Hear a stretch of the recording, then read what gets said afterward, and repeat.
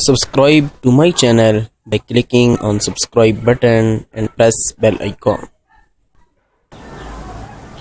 احمد حسن صاحب کا لاڈلا بیٹا تھا۔ اسے بچپن سے ہی موبائل پہ گیمیں کھیلنے کا بہت شوق تھا۔ اسی شوق کی وجہ سے اس کے بابا اسے مختلف گیمز کی سی ڈیز اور ویڈیو گیمز لا دیتے رہتے تھے۔ احمد حسن جب 10ویں میں پہنچا تو نئی پب جی ایجاد ہوئی تھی۔ اس نے بھی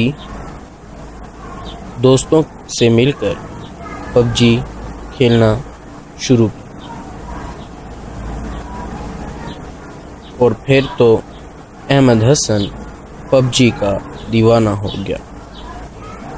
نہ پڑھنے کا ہوش نہ کھانے کا۔ نماز بھی اس کی امی ڈانٹ ڈپٹ کر پڑھاتی تھی۔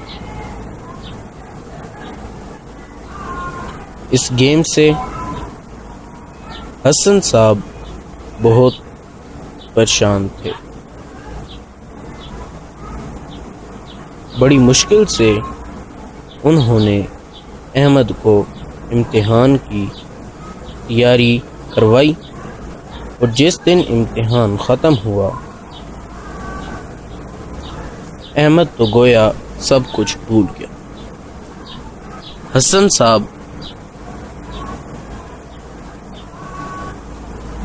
چاہتے تھے کہ کسی طرح وہ اگلی جماعت کا نصاب ابھی سے شروع کر دے، مگر اسے تو کوئی ہوش نہ تھا۔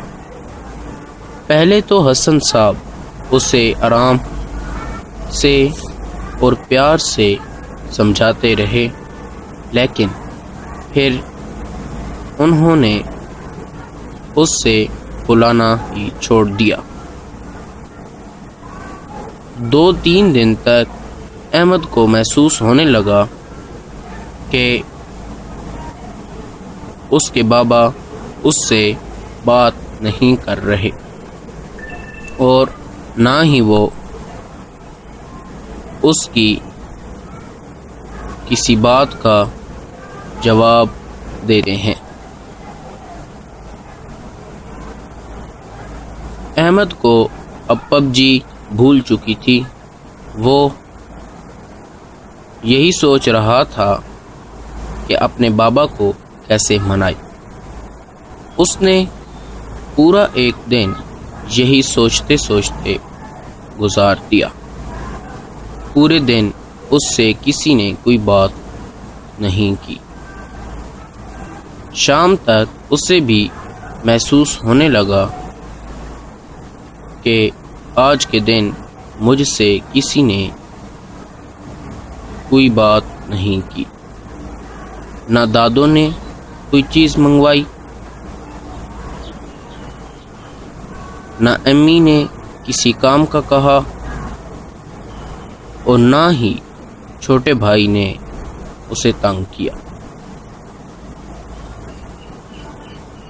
وہ کسی کا بھی یہ رویہ برداشت نہیں کر پا رہا تھا۔ وہ اس احساس سے کہ سب مجھ سے ناراض ہیں پھوٹ پھوٹ کر رو دیا۔ دادوں نے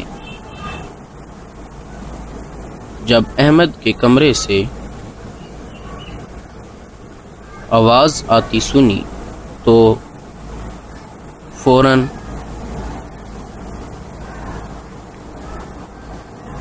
اس کے کمرے میں چلی گئی۔ اصل میں یہ ان کا ہی منصوبہ تھا۔